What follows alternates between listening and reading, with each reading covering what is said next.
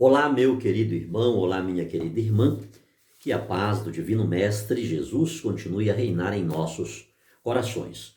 Muito obrigado a você que é nosso amigo, que é inscrito no nosso canal no YouTube, Missionário Sidney Veiga, a você que faz um comentário, a você que compartilha, a você que dá um like. Obrigado a você que também acompanha-nos através do Facebook.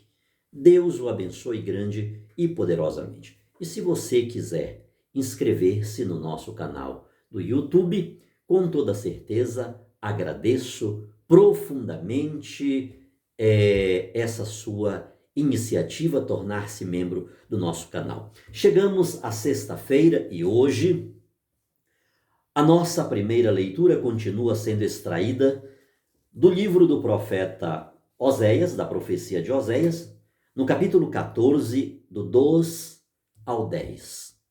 Oséias, capítulo 14, do 2 ao 10. Meus irmãos amados e queridos, quero aqui prestar uma solidariedade enorme, enormíssima. A nossa querida Andréia, aqui de Volta Redonda. Hoje a encontrei. Claro que havia algum tempo que não nos víamos, até porque está com 1 mês e alguns dias da morte de Jonatas, e 40 dias antes da morte de Jonatas, nós estivemos direto no hospital com ele. 40 dias. Antes disso, nós aqui estávamos vivendo em função do Jonatas. Mesmo ele não estando internado, mas várias vezes ele deu entrada ao pronto-socorro, lá no pronto-socorro. Então a nossa vida, muita coisa aqui, de muita coisa eu comecei a afastar-me. Literalmente.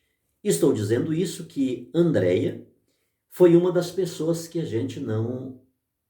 ficamos distante. E hoje já sabia de algumas outras situações, por exemplo, o falecimento da filha dela. E quando foi hoje, a encontrei na rua e vi uma Andréia totalmente para baixo, abatida, inclusive perdeu um peso. Quando a gente perde peso por querer, por questão de saúde, por estética, enfim, é uma coisa. Mas quando se perde peso pela dor, não é muito bom. Não é muito bom. Tem um motivo agudo que está fazendo a pessoa perder peso. E hoje eu encontrei a nossa querida Andréia, que é secretária da doutora Silvana Paiva, abatida.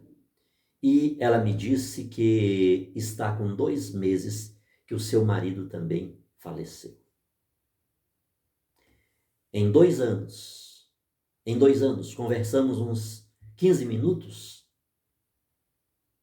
Ela estava em andamento para uma outra situação, mas ainda consegui extrair dela uns 15 minutos de conversa. Dentro de 2 anos, ela perdeu a sua mamãe, depois perdeu a sua neta. Pouco depois, a sua filha, sua única filha, faleceu em cima da sua cama. E 4 meses depois, o seu marido faleceu. Eu tive que dizer para Andréia, diante da tua dor, a minha desaparece. Vai aqui o meu sentimento, vai aqui o meu abraço, vai aqui o meu coração. Que o meu coração possa cobrir o dela e o dela possa entrar dentro do meu, ou vice-versa, para compartilhar esta dor. Isso me deixou triste, abatido. Eu estava com minha mãe resolvendo algumas coisas também na rua, e quando me deparei com Andréia e sobretudo com esta notícia, com esta informação. Dentro de 2 anos, 4 pessoas. 4 pessoas diretamente ligadas a ela. Tudo que ela tem agora é só um filho, um netinho, filho dessa sua filha que faleceu. Meus irmãos amados, meus irmãos queridos. E eu conversando depois com a mamãe, E ela me dizia, meu filho, é por isso que precisamos orar pelas pessoas. Por todas as pessoas. Quantas pessoas neste instante estão carecendo da nossa oração? Porque estão vivendo momentos trágicos da sua vida. Estão vivendo momentos dolorosos. Por exemplo, domingo à noite fomos à missa e na hora da leitura do Evangelho eu tive que sair com a missionária da igreja, direto ao hospital. Chegando lá, a pressão estava quase 18/11. Enfim, saímos de lá já quase duas e pouco da manhã. Conseguiu fazer vários exames, tomar uma medicação. Aí lá também encontramos uma outra senhora que estava na igreja protestante. E na hora do culto, ela teve que deixar o culto e ir embora para o hospital com o mesmo problema da missionária. A pressão, e mais uma, que a família, ninguém sabia onde ela estava. 1h da manhã, eu estava lá me prontificando para levá-la à sua casa. Ninguém sabia. E ela estava sem telefone e estava totalmente desconectada. E a pressão dela, 22. 22, você lembra, mãe? Por 13. 22/13. Já imaginou, queridos? Já imaginou? Então, quantas pessoas, a vida, ela se compõe de curvas imprevisíveis, né? De derrapagens inevitáveis. E a mamãe me falava, meu filho, nós precisamos orar pelas pessoas, orar pelo mundo, porque tem pessoas sofrendo tanto. Essa notícia aqui em casa hoje foi triste demais a gente saber. A missionária disse, o que? O marido da Andréia? E nós aqui tão perto, não estávamos sabendo. É muita dor, irmãos, é muita dor. E ela me dizia, só Deus, missionário, só Deus. Uma mulher totalmente acabada, uma mulher totalmente destruída. Mas não está destruída, porque ela continua crendo em Deus. Deus Todo-Poderoso, Criador dos céus e da terra. A minha solidariedade a ela, a minha solidariedade a você, meu irmão, minha irmã, que porventura possa estar enfrentando uma situação como esta. Não precisa ser 4, 3, basta 1. Eu conheço já essa dor. Então, receba o meu coração, receba as minhas preces, receba-me na sua vida, para compartilhar com você esta dor, este momento que cremos na vida eterna, cremos em Deus, creio em Deus Pai Todo-Poderoso, Criador dos céus e da terra, creio na vida eterna. Isto é um dogma de fé cristão da nossa igreja. Mas a dor é grande, queridos. A dor é grande, é uma dor que eu não desejo para ninguém. E eu aqui parafraseio as palavras de Jonatas, quando ele me disse, pai, eu não desejo esta doença, esta dor para ninguém. Que Deus continue nos abençoando e todos nós queiramos estar sob o manto de Maria Santíssima, Mãe de Deus, Mãe dos olhos. Meu irmão amado, Oséias capítulo 14. Estamos chegando. Não, mãe, acende lá, por favor. Obrigado. É que eu estou aqui num estúdio especial, tá, queridos? Então vocês não reparem. Estamos chegando ao final da leitura do profeta Oséias. 14, do 2 ao 10. Não vou ler todo o texto. Apenas 2 frases. Assim fala o Senhor. Volta, Israel, para o Senhor teu Deus. Assim fala o Senhor, volta, Israel, para o Senhor teu Deus. Depois você pega a sua Bíblia em casa, e já levei um tempo aqui falando, mas não jogando palavras fora, tá bom? E não quero tornar o vídeo muito pesado. Salmo capítulo 50 ou 51. Minha boca anunciará vosso louvor. Tenha piedade, ó meu Deus, misericórdia, na imensidão de vosso amor purificai-me, lavai-me todo inteiro do pecado e apagai completamente a minha culpa. E vai indo. E o nosso evangelho, São Mateus, capítulo 10, do 16 ao 23. São Mateus, capítulo 10, do 16 ao 23. Naquele tempo, disse Jesus aos seus discípulos: Eis que eu vos envio como ovelhas no meio de lobos. Sede prudentes como as serpentes e simples como as pombas. Cuidado com os homens, porque eles vos entregarão aos tribunais e vos açoitarão nas suas sinagogas. Porque eles vos entregarão aos tribunais e vos açoitarão nas suas sinagogas. Quem é que vai açoitar? Quem serão os algozes, os açoitadores? Aqueles que pertencem às suas sinagogas. Não são pessoas estranhas que lá vão entrar e açoitar. É alguém que pertence, alguém que está dentro. Jesus disse: vossos inimigos estarão dentro da vossa própria casa.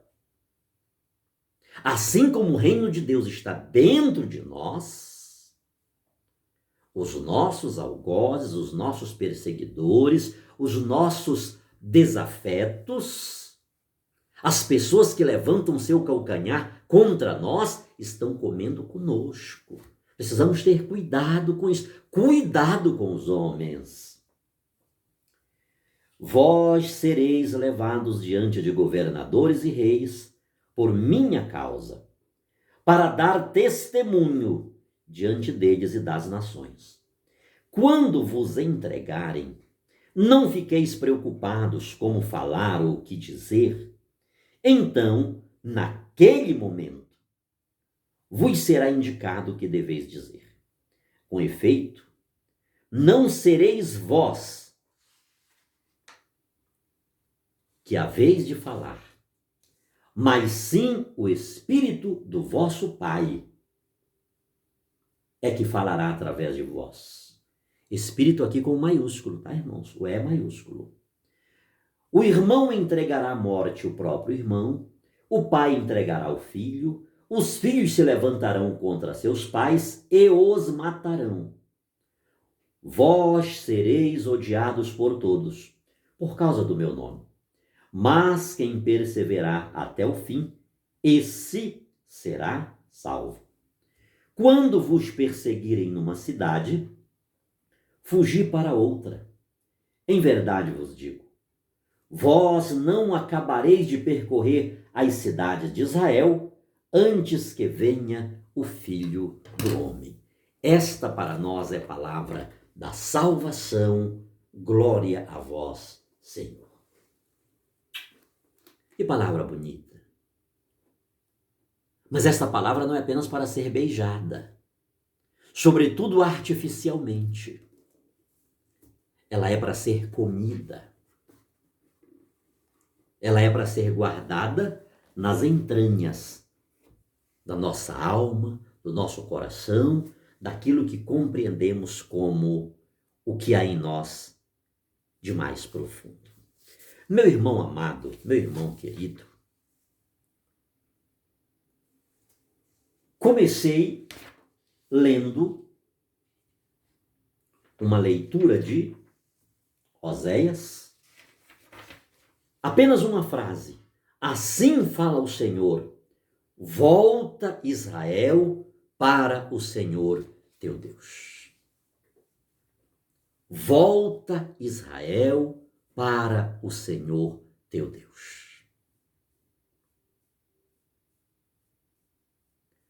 O discípulo missionário. O discípulo missionário que convida ao retorno, a Deus. O discípulo missionário que anuncia a volta a Deus. Não esqueçamos disto. Deus não é o Todo-Poderoso, não é o Todo-Bom, não é o Todo-Amor. Amou o mundo de tal maneira que deu seu Filho. Não é aquele que dá o sol e a chuva para todos. Ele cuida dos lírios, das aves do céu. Nós não temos muito mais valor do que os lírios e as aves. O discípulo que convida ao retorno a Deus enfrentará os tribunais. Enfrentará os tribunais porque ninguém pratica impunemente o bem. Ninguém faz a bondade sem pagar um preço por ela. Ninguém faz a justiça sem pagar um preço por ela.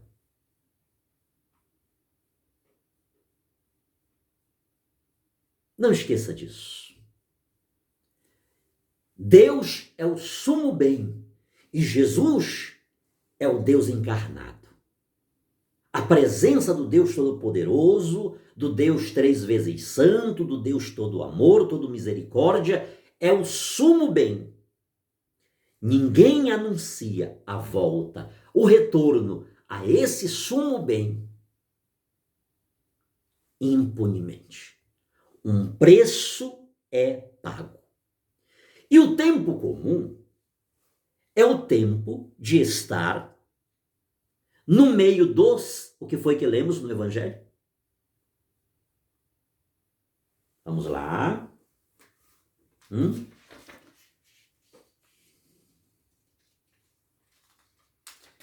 De estar no meio dos...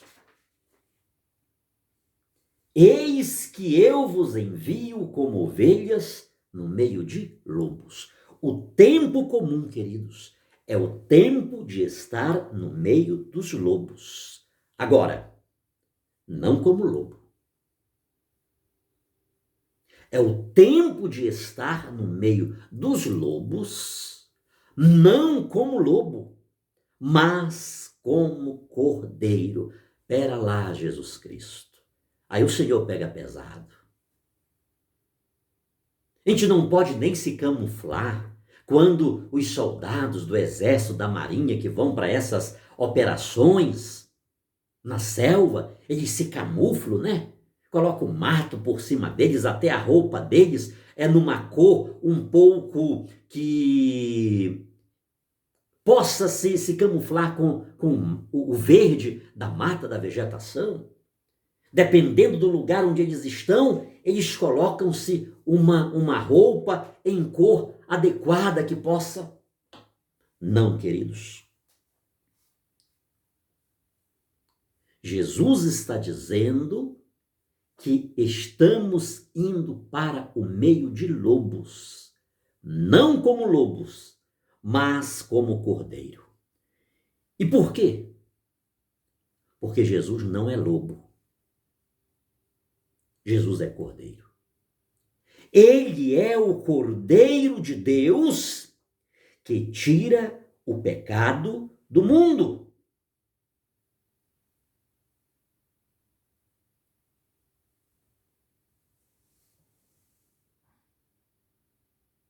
O discípulo de Jesus, ele precisa entrar no tempo comum não como lobo, mas como cordeiro. Cordeiro do Cordeiro de Deus que tira o pecado do mundo. Quando o discípulo é cordeiro? Quando ele obedece Jesus, que não apenas é o Cordeiro de Deus a tirar o pecado do mundo, mas também é, sobretudo, o bom pastor. O discípulo de Jesus é cordeiro quando ele se deixa apacentar, quando ele se deixa instruir, quando ele se deixa guiar por Jesus, o bom pastor. Quando isto não acontece, quando aceitamos os critérios dos lobos que devoram, que não podem conviver com o cordeiro sem que lhes avance e os despedacem. Quando o discípulo de Jesus aceita a mentalidade dos lobos que estão por aí, na conta de pastor, nós não somos mais cordeiros. Já viramos lobos, já viramos mercenários. Não temos mais nenhuma associação com Jesus Cristo, o Cordeiro de Deus, ainda que o nome dele não saia da nossa boca. Ainda que formulemos boas pregações, boas reflexões com o nome dele, às custas dele, com a fama dele, com a projeção dele.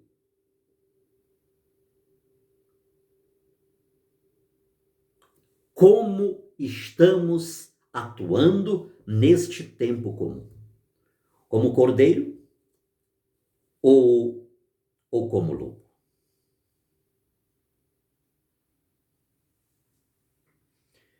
Isto é de suma importância, queridos.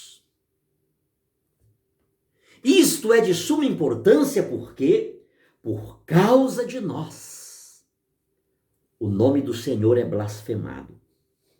Por nossa causa, o nome do Senhor é jogado por terra. E porque temos atuado desta forma, não como cordeiros, mas como lobos, qual a consequência disto? Não vos conheço. Apartai-vos de mim. Mas, Senhor, quantos mais? Quantas interpolações consignaremos? Eu fazia isto, eu fazia aquilo outro. Não esqueçamos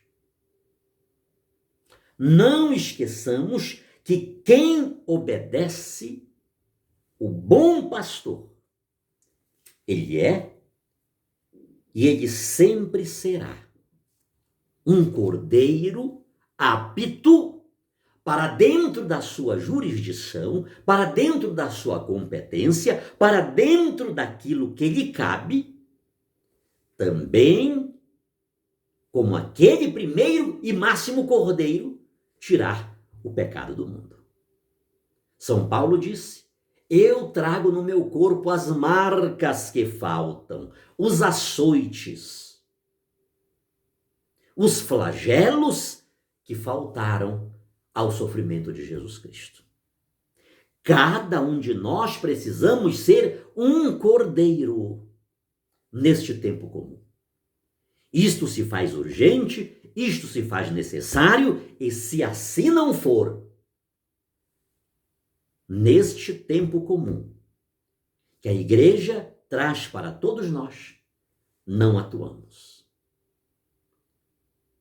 Não estivemos presentes. Ou seja, a nossa quaresma, o nosso Pentecostes, foi tudo jogado por água abaixo. Porque fizemos penitência, e oramos, e jejuamos, e nos preparamos, e confessamos, e comungamos. Que Páscoa, que vigília pascal foi aquela? Aí veio o Pentecostes, pronto, agora é que eu fiquei preparado mesmo. Mas quando chega o tempo comum, eu cruzo os braços.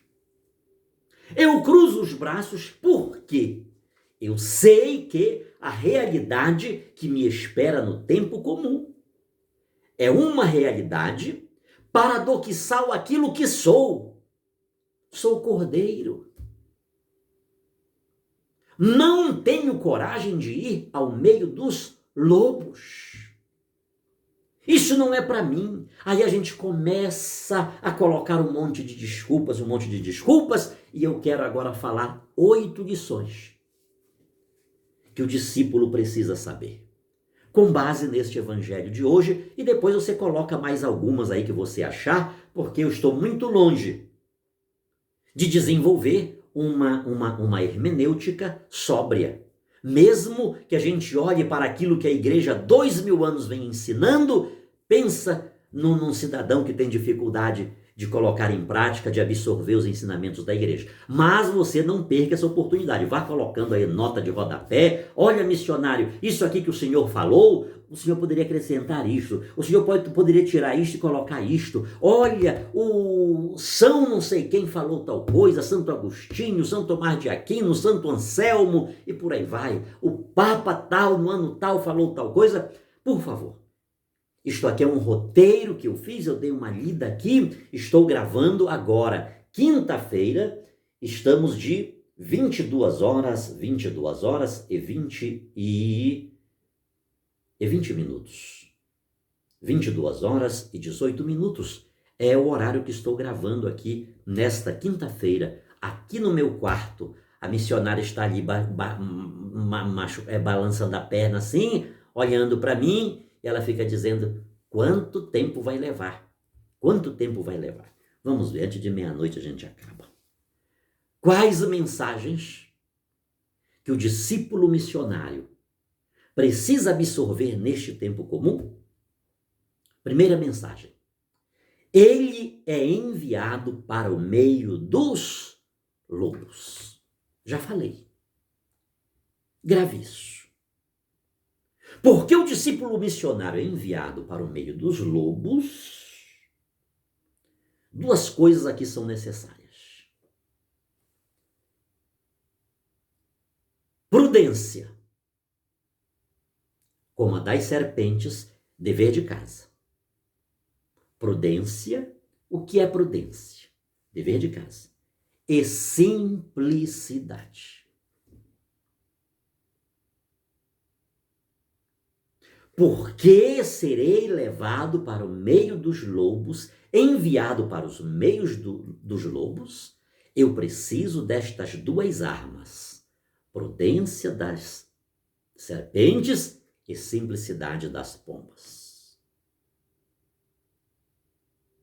É óbvio que não estamos indo para o meio de leões, de uma selva, onde os lobos estão ali, as hienas estão ali.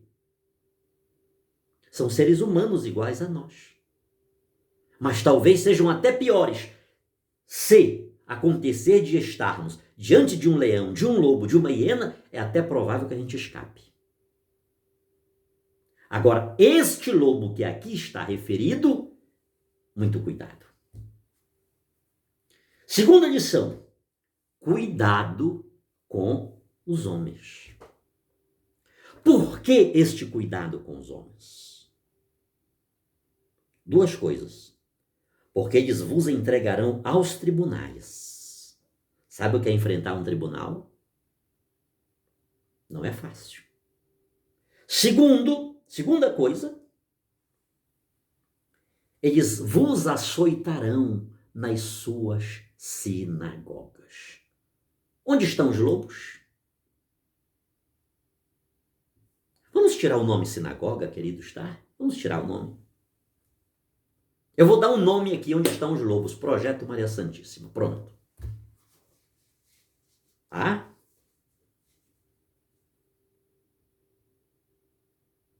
Cuidado. Cuidado. Preste bem atenção. Cuidado com os homens. Por quê? Porque eles vos entregarão aos tribunais e porque eles vos açoitarão nas suas comunidades. Terceira lição: o discípulo precisa saber disso para poder ir ao tempo comum. Porque ele pode muito bem, chegando lá e não ser recebido, arrumar a sua grande bagagem que ele levou, né, a sua mobília, e voltar decepcionado. Ele não sabe sacudir a poeira dos seus pés e prosseguir e continuar. Deixar para trás aquilo que não precisa ser levado pela frente. Amados, quantas vezes estamos igual aqueles camelos carregados, né? Carregados de coisas que deveriam ter ficado lá. Sacode a poeira, não vale a pena. Não vale a pena, deixa lá mesmo. Deixa lá mesmo e segue. Você vai já ver outra coisa aqui. Terceira, né? Terceira lição que o discípulo precisa saber. Ele será levado diante de reis e governadores. O discípulo missionário, ele será levado diante de reis e governadores. Primeiro, por quê? Primeiro, por quê? O que é que Jesus diz? Por minha causa. Nunca se viu hoje tantos pseudos discípulos de Jesus estarem diante de reis, de governadores, congresso, gabinetes das mais altas autoridades, por sua causa, pelo seu nome, pelos seus interesses. Jesus está dizendo que o seu discípulo será levado diante de reis e governadores por minha causa. Por minha causa. Para quê? Depois leia com calma o texto, o Evangelho. Para quê? Para dar testemunho. Quanta oportunidade se está perdendo. Quanta oportunidade se está perdendo. Era para estar lá por causa de Jesus e para dar testemunho de Jesus. Não para ser mais um. Não para ser mais um. Era para dar testemunho de Jesus. Amós falou conosco há poucos dias. Eis que vem dias, que os homens sentirão fome, não de pão, sede, não de água, mas de escutar a palavra de Deus. Os nossos governantes, as nossas autoridades estão sedentas, famintas. E quem deveria levar a palavra de Deus, quem deveria estar lá por causa de Jesus, para testemunhar Jesus, isso não faz. 1, 2, 3, mais uma lição. Acho que já vamos parar por aqui, irmãos. Não é o meu muito falar que vai produzir muita coisa de vocês, não. Não fique preocupado com o que dirá. O discípulo de Jesus, quando se ver ou ver-se neste contexto, ele não deve se preocupar com o que irá dizer. Por quê? Tem 2 motivos aqui. Porque nesse momento vos será indicado o que deveis dizer.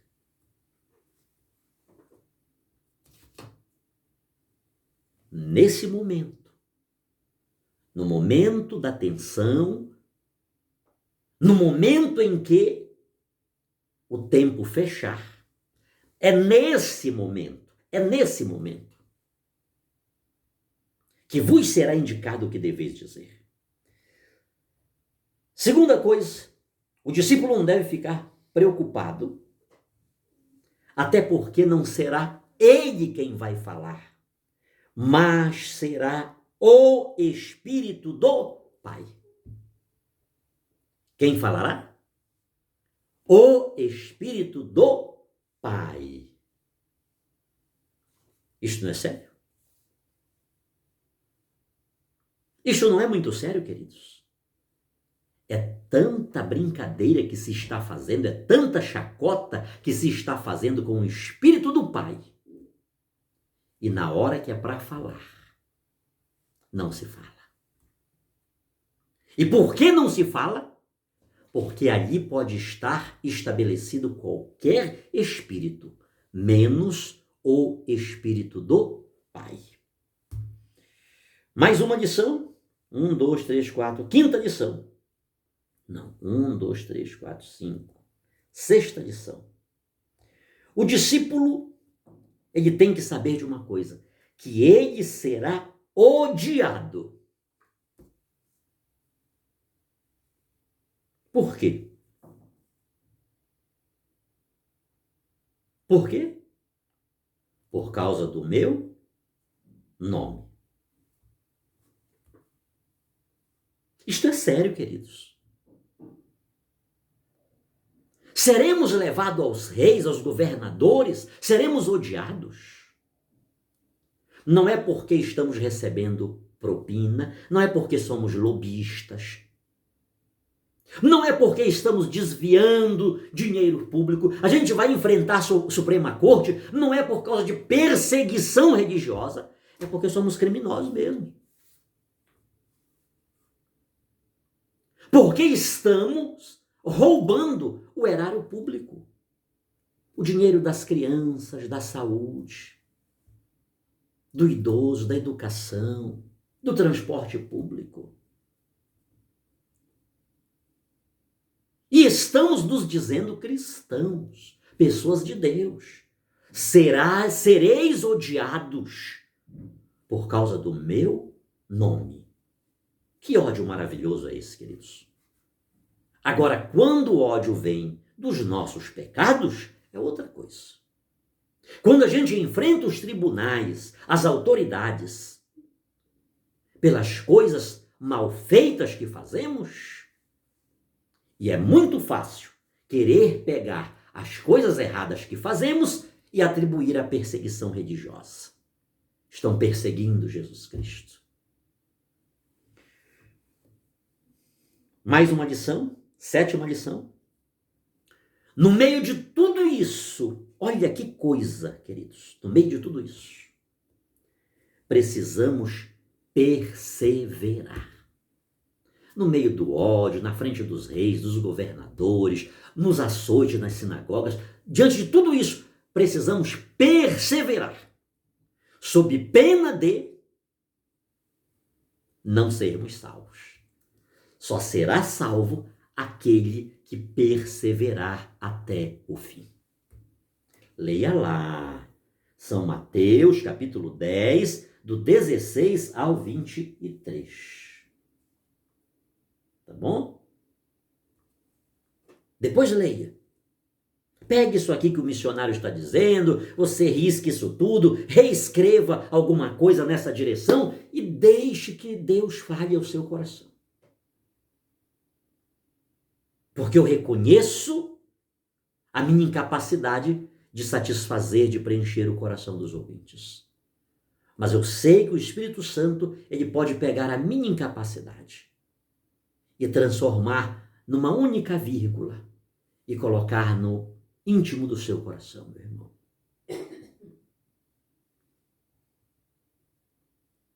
No meio de tudo isso, o que foi que lemos agora há poucos dias?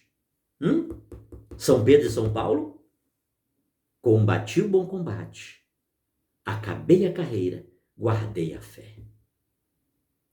Herodes degolou Tiago e viu que aquilo agradou o povo, ele mandou colocar Pedro também na prisão. Ah, queridos, você sabe o que é que agrada muita gente? A prisão de um homem de Deus de verdade.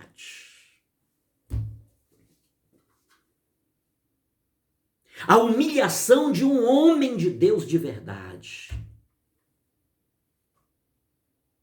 Ah, irmãos, aquilo agradou o povo. Herodes viu que aquilo tinha agradado ao povo, prende Pedro, ele também vai ser morto.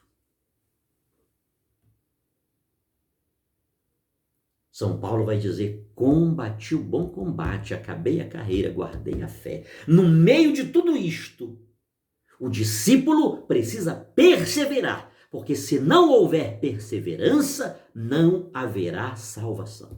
Já imaginou, irmãos? Você ainda tem que perseverar até o fim.